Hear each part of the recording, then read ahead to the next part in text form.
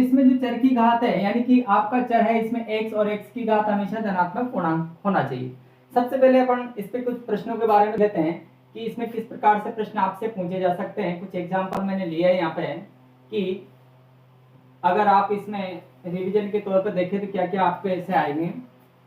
तो देखिएगा इसमें कि सबसे पहले आपको एक बहुपद मैंने बता दिया। बहुपद में एक प्रश्न ऐसा हो सकता है कि जैसे कोई x क्यूब माइनस के 3x प्लस के 4 है, ये आपको px का मान दिया जाएगा और इस px के मान में आपसे बोला जाएगा कि x बराबर 3 पर इस बहुपद का मान ज्ञात कीजिए। तो आपको क्या करना है कि ये जो px आपको दिया है, तो इस px में x की जगह वैल्यू आपको रखनी है।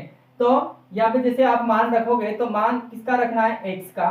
तो ये x का मान अपन को कितना रखना है, x बराबर 3 रखने पर। और जैसे x बराबर 3 रखेंगे तो x बराबर 3 जो रखेंगे वो कहाँ रखेंगे, जहां जहां भी x है उसकी जगह। देखो इधर, तो ये 3 की पावर 3 माइनस 3 कोष्टक 3 और प्लस के 4। जब इसका अपन हल निकालेंगे तो इसका हल क्या आएगा कि 3 का क्यूब आपकी कितना हो जाएगा 27 और 3 इंटू 3 माइनस के 9 और प्लस के कितने हो जाएंगे 4। तो इसको अपन जोड़ लेंगे, 7 4 11 यानी 31 माइनस के 9 और 31 में से 9 जाएंगे तो आपके बचेंगे कितने 22। कितने बचेंगे 22। आपका ये 22 क्या है आंसर है। बिल्कुल सिंपल प्रश्न है। एक आएगा आपके कि शून्यांकों और गुणांकों में संबंध। इस प्रकार का कोई बहुपद होता है अगर ax square plus bx plus c बराबर 0, तो इसमें a b और c ये तीनों आपके क्या बोले जाते हैं, गुणांक। क्या करे जाते हैं, गुणांक। और x के जो मान निकाले जाएंगे उनको बोला जाएगा शून्यांक। क्या बोला जाएगा, शून्यांक। तो शून्यांकों और गुणांकों में क्या संबंध होता है, तो यदि आपके द्विघात समीकरण है तो द्विघात समीकरण के दो शून्यांक निकाले जाते हैं, जिनमें एक को बोलते हैं अल्फा और दूसरे को क्या बोलेंगे अपन, बीटा। अल्फा और बीटा में संबंध रहेगा आपके। तो अल्फा और बीटा का क्या संबंध रहेगा, तो मैंने यहाँ पे लिखा है कि शून्यांकों का योग। शून्यांकों का योग ये होता है आपके अल्फा प्लस बीटा यानी कि शून्यांकों का योग माइनस का b अपॉन a, यानी कि जो x का गुणांक है उससे बोला जाता है b और x स्क्वायर के गुणांक को बोला जाएगा a। तो आपको शून्यांकों का योग ये करना है।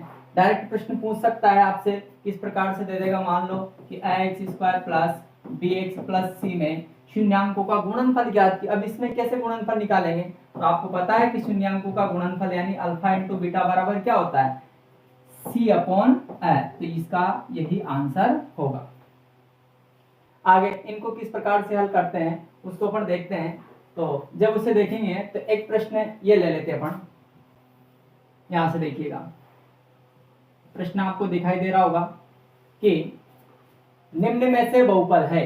बहुपद आपको चेक करना है, तो कौन बहुपद होगा इसके लिए गौर से देखिएगा। ऐसे कि यहाँ पे लिखा है √3x स्क्वायर प्लस का 4, यानी कि रूट के अंदर है 3, बाकी x स्क्वायर रूट से बाहर है। यह है रूट के अंदर x और यहाँ पे 2 अपॉन y है। अगर इसको लिखा जाए इस प्रकार से इस पद को, तो ये लिखा जाएगा 2y की पावर माइनस 1 में, और यहाँ इसके ऊपर रूट लगा हुआ है। तो अपन अभी देखा था बहुपद की घात हमेशा क्या होना चाहिए, धनात्मक होना चाहिए। क्या होना चाहिए, धनात्मक, और इसके साथ में क्या होना चाहिए, पूर्णांक। जब धनात्मक पूर्णांक की अपन बात करेंगे तो धनात्मक पूर्णांक में क्या 3 की पावर रूट जो है क्या चर की पावर है, क्या नहीं है। चर की पावर x की पावर 2 है, या x की पावर 1/2 है, या y की पावर -1 है, या t की पावर 1/2 है। अब आप मेरे को ये बताइए कि इनमें से पूर्णांक कौन है। देखो ये -1 ऋणात्मक पूर्णांक है, 1/2 पूर्णांक नहीं है, 1/2 पूर्णांक नहीं। इसका मतलब ऑप्शन नंबर 1 आपका बिल्कुल क्या रहेगा, सही रहेगा। सेकंड देखिएगा, निम्न में से रेखिक बहुपद है। रेखिक बहुपद देखिएगा, आप फटाफट आंसर दे दें।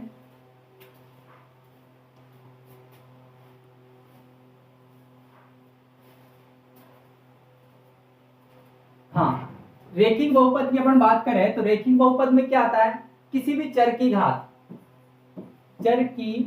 घात आपको कितना देखना है, वो एक होना चाहिए। मैक्सिमम कितनी होना चाहिए, एक होना चाहिए, मैक्सिमम एक। यहाँ देखो, यहाँ चर की घात आपको लिखा है 4x स्क्वायर लिखा है, स्क्वायर यानी कि 2 है। इसमें चर की घात कितनी है, एक। इसमें चर की घात कितनी है, देखो यहाँ 2 है और यहाँ -2 है। फिर यहाँ ये पूरा अचर है। आपको देखना रेखिक, यानी कि आपका ऑप्शन नंबर 2 सही है बिल्कुल। आगे देखिए, यहाँ पे ये प्रश्न जिसकी मैं बात कर रहा था कि आपको सीधा ये दे दिया जाएगा कि ax स्क्वायर प्लस bx में शून्यांकों का योग है। यहाँ पे थोड़ा मिसप्रिंट है ये, इसको अपन प्लस c में शून्यांकों का योग। अब शून्यांकों का योग मैंने आपको लिखाया था कि अल्फा प्लस बीटा बराबर होता है माइनस का b अपॉन a। कौन सा ऑप्शन होगा, ये वाला ऑप्शन आपका बिल्कुल क्या है, सही है। देखो, यदि बहुपद का एक शून्यांक 3 है, आपको पता है कि द्विघात बहुपद के कितने शून्यांक होते हैं, 2 शून्यांक होते हैं। का एक शून्यांक 3 है तो इस k का मान ज्ञात कीजिए। k का मान ज्ञात करेंगे किस प्रकार से, शून्यांक का मतलब होता है कि अगर मैं इस समीकरण यानी कि 2x स्क्वायर प्लस का x प्लस k में x का मान अगर 3 रखता हूं तो ये पूरा क्या हो जाएगा, आपके 0 हो जाएगा। तो अपन रख देते हैं और 0 कर देते हैं, तो ये लिखा जाएगा 2 इंटू एक्स की जगह कितना, 3 का स्क्वायर प्लस 3 प्लस के बराबर कितना हो जाएगा, 0। तो 3 का स्क्वायर कितना होता है, 9, 9 इंटू 2 18 और प्लस 3 प्लस का के इक्वल टू 0। 18 और 3 कितना हो गया, 21। तो के का मान हो जाएगा माइनस का 21। कौन सा ऑप्शन रहेगा आपका, ऑप्शन नंबर 4 बिल्कुल सही है। देखिएगा, हाँ, ये बहुत बड़ा प्रश्न है कि शून्यांकों का योगफल तथा गुणनफल क्रमशः 0 और 5 है। आपको योगफल कितना दिया है, यानी अल्फा प्लस बीटा की वैल्यू 0 दी है और अल्फा इंटू बीटा बराबर कितना दिया है, √5। तो आपको इसका बहुपद ज्ञात करना है। क्या करना है, बहुपद क्या होगा। तो बहुपद के लिए मैंने आपको एक लिखवाया था, जिसमें ये लिखवाया था कि बहुपद, द्विघात बहुपद। कौन सा, द्विघात बहुपद। इसमें सूत्र था डायरेक्ट के कोष्टक X square minus alpha plus beta X plus alpha into beta. तो यहां से अपन क्या करेंगे, के का के रखेंगे, एक्स का एक्स स्क्वायर और minus alpha plus beta. Alpha plus beta की वैल्यू टोटल जोड़ के कितनी दे रखी है, 0 और इंटू एक्स और प्लस अल्फा इंटू बीटा कितना है, √5। जब इसे आगे बढ़ाएंगे तो यहाँ रहेगा के कोष्टक एक्स स्क्वायर, ये पूरा क्या हो जाएगा, 0 हो जाएगा और ये प्लस के कितना हो जाएगा, √5। तो आपका जो आंसर रहेगा वो रहेगा कि एक्स स्क्वायर प्लस के √5 आपका क्या है, ये बहुपद है। तो आपको एक सूत्र ये याद रखना है यदि आपको शून्यांकों का योग और गुणनफल दिया है तो। आगे चलते हैं अपन नेक्स्ट पेज पे। देखो, प्रश्न बहुत बढ़िया है कि एक द्विघात बहुपद के शून्यांकों की अधिकतम संख्या, मैक्सिमम संख्या शून्यांकों कितनी हो सकती है, तो कितनी हो सकती है, 2 हो सकती है। कितनी हो सकती है, 2। आगे ये प्रश्न सरल नहीं करेंगे हम, एक क्वेश्चन और ये कर लेते हैं कि एक द्विघात बहुपद ज्ञात कीजिए जिसके शून्यांकों का योग और गुणनफल क्रमशः -3 और 2 है। यानी आपको दिया है अल्फा प्लस बीटा बराबर -3 और अल्फा इंटू बीटा बराबर कितना दिया है, 2। तो यहाँ से आपको बहुपद का पता है कि बहुपद बराबर के कोष्टक X square minus alpha plus beta X और प्लस क्या होता है, अल्फा इंटू बीटा। फटाफट इसका आंसर दे आप भी। एक कोष्टक X square minus alpha plus beta की वैल्यू है -3 और प्लस अल्फा इंटू बीटा की वैल्यू है 2। तो ये आपका हो जाएगा के कोष्टक एक्स स्क्वायर माइनस माइनस के क्या हो जाएगा, प्लस के 3x और प्लस के 2। और आपके इसके अंदर का जो आंसर है वही आपका क्या रहेगा, आंसर है। देखिएगा कितना आंसर आ रहा, यहाँ भी बिल्कुल सेम कितना है, वही एक्स स्क्वायर प्लस का 3x प्लस के 2 आपका आंसर। ठीक है, आगे देखें। हाँ, ये प्रश्न अगला वाला,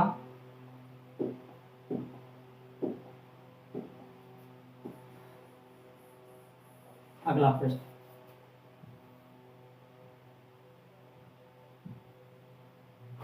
हाँ, द्विघात बहुपद 6x स्क्वायर।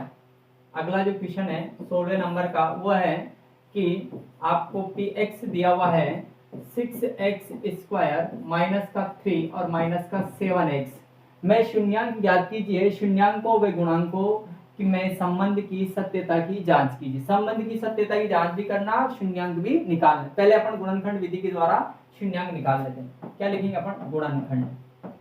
कौन सी विधि है? गुणनखंड विधि। कैसे करते हैं गुणनखंड? इसको एक बार तो अपन सही जमाएंगे तो आपका जो px है वो इस प्रकार से आएगा कि px बराबर 6x स्क्वायर माइनस का 7x माइनस का 3। हम क्या करते हैं कि पहले पद को लास्ट पद से गुणा करते हैं और जो रफ काम मैंने आपको बताया था माइनस के 18x स्क्वायर, दोनों को गुणा करना पर 18x स्क्वायर के दो टुकड़े ऐसे करेंगे कि जोड़ने घटाने पर कितना आए? माइनस का 7 आए। तो ये होता है 9x 2x, पर 9 और 2 तो 11 हो जाएंगे। एक प्लस का एक माइनस का आएगा, तब जाके यहाँ गुणा करने पर भी माइनस का आएगा और घटने पर माइनस का 7। देखो माइनस का 7 लाना आपको तो माइनस का 9x। तो ये पहला 6x स्क्वायर सेम ऐसा ही रहेगा सेम, और माइनस का प्लस के 2x पहले लिख लेते हैं, कोई दिक्कत नहीं है 9x, और इसको बीच वाले पद को ऐसा कैसे छोड़ देते हैं, और माइनस का 3 बराबर 0। ये इनमें से कॉमन लिया जाएगा तो दोनों में से कॉमन, इसमें से और इसमें से कॉमन मिल रहा है आपके 2x जब कॉमन लेंगे तो 3x प्लस, और ये 1 माइनस का यहाँ से 3 कॉमन लेंगे तो माइनस माइनस क्या हो जाएगा? प्लस, और 3x माइनस माइनस प्लस 1। तो आपके एक कोष्टक में आपको मिला 3x प्लस 1 और दूसरे कोष्टक में 2x माइनस के 3। शून्यांक निकालने अपन को, शून्यांक ज्ञात करना है तो शून्यांक कैसे निकालेंगे इसके? देखो इनको दोनों को 0 के बराबर करेंगे। 3x प्लस 1 इक्वल टू 0 और 2x माइनस 3 इक्वल टू 0। तो आपके 3x बराबर हो जाएगा माइनस का 1 और x बराबर हो जाएगा माइनस का 1/3। एक तो ये आपके अल्फा का मान आ चुका है। इधर 2x बराबर 3 हो जाएंगे और x बराबर निकालेंगे यहाँ पे तो ये हो जाएंगे 3/2। ये जो है आपके किसका मान है? ये बीटा का मान। अब जांच करना है तो जांच करने के लिए क्या करते हैं? आपको जो समीकरण दी थी ये वाली समीकरण, इसकी तुलना करेंगे अपन, यानी कि 6x स्क्वायर माइनस के 7x माइनस 3 की तुलना मानक समीकरण से। कौन सी समीकरण से? मानक समीकरण से करने पर, जब मानक समीकरण से इसकी तुलना करेंगे तो मेरे को a का मान निकालने में आएगा 6 और b का मान आएगा माइनस के 7 और c का मान आएगा माइनस का 3। एबीसी के मान निकल गए, अल्फा बीटा के मान आपके पास है, तो आप दोनों में से कोई सा भी एक सूत्र लगा ले। शून्यांकों का योग लगा लेता हूं मैं, शून्यांकों का योग, यानी कि आपको याद है अल्फा प्लस बीटा बराबर होता है माइनस का b/f। अल्फा का मान कितना है? माइनस का 1/3 प्लस बीटा का मान कितना है? 3/2 बराबर माइनस b का मान कितना है? माइनस का 7 है और a का मान कितना है? 6। लेसे लेंगे यहाँ तो लेसे आएगा 6। 3 का इसमें 2 बार माइनस का 2 का इसमें 3 तिया कितना होता है? 9, और ये हो जाएंगे माइनस माइनस प्लस 7/6। और इसे आगे हल करें तो देखो ध्यान से, 7 में से 2 गए, 9 में से 2 गए, 7/6 और 7/6 आपकी जांच क्या हुई? सही। LHS बराबर RHS, ये क्या हो गया? आपके सिद्ध हो गया।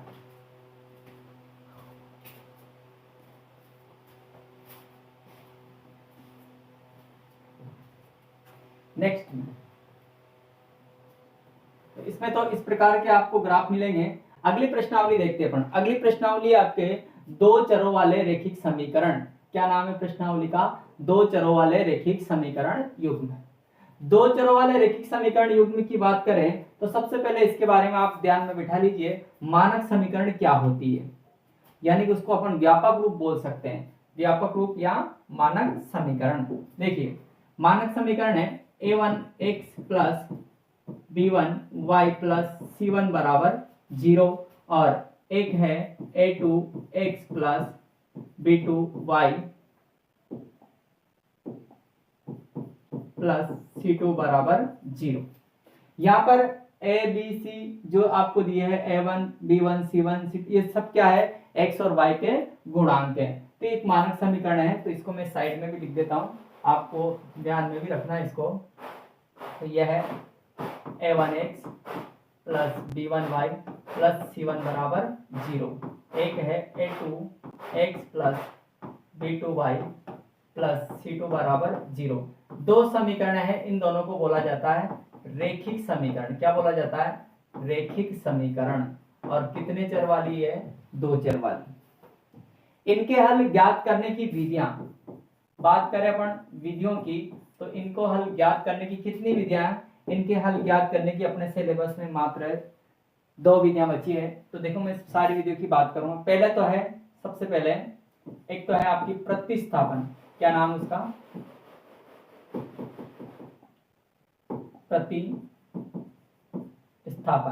प्रतिस्थापन विधि। एक है विलोपन। चर पृथक्करण भी विधि आपकी थी, लेकिन उस सिलेबस में नहीं है। थोड़ा सा अपन ग्राफीय विधि के बारे में यहाँ भी चर्चा करेंगे। ग्राफीय विधि, देखो तीन विधियों के द्वारा इनके हल निकाले जा सकते हैं। और उन हलों की जो प्रकृति होती है, वो हल कितने प्रकार के होते हैं, कोई सी विधि से ज्ञात करोगे तो हलों की जो आपके तीन प्रकार के हल आप प्राप्त कर सकते हो। पहला संगत हल, इसको अपन यहां देख लेते हैं। देखो मैंने कुछ आपको कंडीशन लिखी है यहाँ पे, ध्यान रखना। जब आप इनके a1 a2 b1 b2 c1 c2 इनकी तुलना करोगे, तो तुलना करने पर आपको इस प्रकार से तुलना करना कि a1 को ऊपर रखना, b1 को और c1 इन सब को ऊपर। जब तुलना करोगे तो तुलना करने पर यदि आपके ऐसा बनता है कि जब पहली कंडीशन फेल हो जाए, यानी कि आपके ये सर है a1 a2 बराबर नहीं हो b1 b2 पे, ऐसी कंडीशन अगर बनती है तो आपका हल कैसा होगा? हल युग्म संगत होगा। हल युग्म कैसा होगा? संगत। अब संगत होगा तो रेखाओं की स्थिति आपसे पूछा जा सकता है कि रेखाएं कैसी होगी? ये रेखाएं होगी आपके क्रॉस करती हुई, एक दूसरे को प्रतिच्छेद करती हुई नजर आएगी। दोनों रेखाएं प्रतिच्छेदी, इसको अपन बोल सकते हैं। फिर इसके बाद में हलों की संख्या, कितने हल निकाल सकते हो? तो वो आएगा आपके केवल एक हल। कितने हल? केवल एक हल। ये आपको तीन चीजें इसके बारे में याद रखना है। हल युग्म संगत होगा, रेखाएं प्रतिच्छेदी होगी, कितने हल होगा? केवल एक हल। पहली कंडीशन, यदि आपके इस प्रकार का हो कि a1 a2 बराबर हो जाए b1 b2 के, लेकिन ये बराबर नहीं हो c1 c2 के, ऐसी कंडीशन, पहला वाला बराबर हो जाए दूसरे वाला नहीं हो, तो आपके हल युग्म कैसा होगा? ये असंगत होगा। कैसा होगा? असंगत। कैसा होगा? असंगत होगा। अब जब असंगत होगा तो हल निकलेंगे? नहीं निकलेंगे। रेखाएं आपकी इस प्रकार की आएगी, समांतर रेखाएं। कौन सी रेखाएं आएगी? समांतर रेखाएं। और समांतर रेखाएं जब एक दूसरे को प्रतिच्छेद नहीं करती है, इसका मतलब कोई हल नहीं होगा, और इसका कोई हल नहीं होगा। इसके बाद में तीसरी कंडीशन, यदि आपके ऐसा हो जाए कि a1 a2 b1 b2 c1 c2 ये तीनों अनुपात बराबर है, बराबर आए तो आपके हल कैसे रहेंगे? बिल्कुल संगत रहेंगे। कैसे रहेंगे? संगत। और आपकी रेखाएं समपाती रेखाएं होगी। समपाती का मतलब होगी एक के ऊपर दूसरी रेखाएं आएगी, दोनों रेखाओं की एक ही लाइन रहेगी, और इनको बोलते हैं समपाती। क्या बोलते हैं? समपाती। और हलों की संख्या अपरिमित रूप से अनेक हल होंगे। देखो यहाँ भी यही बताया मैंने कि जब आपका ये वाली कंडीशन लागू हो तो रेखाएं क्या होगी? प्रतिच्छेदी रेखाएं होगी। हल कैसे होंगे? संगत होंगे। और अद्वितीय हल यहाँ केवल एक हल होगा। फिर यदि ये पहली वाली बराबर हो जाए लेकिन दूसरी वाली बराबर नहीं हो, यानी कि b1 b2 c1 c2 बराबर नहीं हो, तो रेखाएं कैसी होगी? समांतर। इस प्रकार की रेखाएं आएंगी। और इनका कोई हल नहीं होगा और ये क्या रहेगा, असंगत। बात करें इसकी कि आपके a1 a2 बराबर b1 b2 बराबर c1 c2, तो आपकी रेखाएं कैसी होगी, संपाती। संपाती को बोलते हैं अपन एक रेखा के ऊपर दूसरी रेखा ओवरलैपिंग करते हुए जाएगी। यहाँ परिमित रूप से अनेक हल होंगे, कितने होंगे, अनेक, और हल युग्म कैसा होगा, संगत। यहाँ से एक प्रश्न बन सकता है आपका छोटा मोटा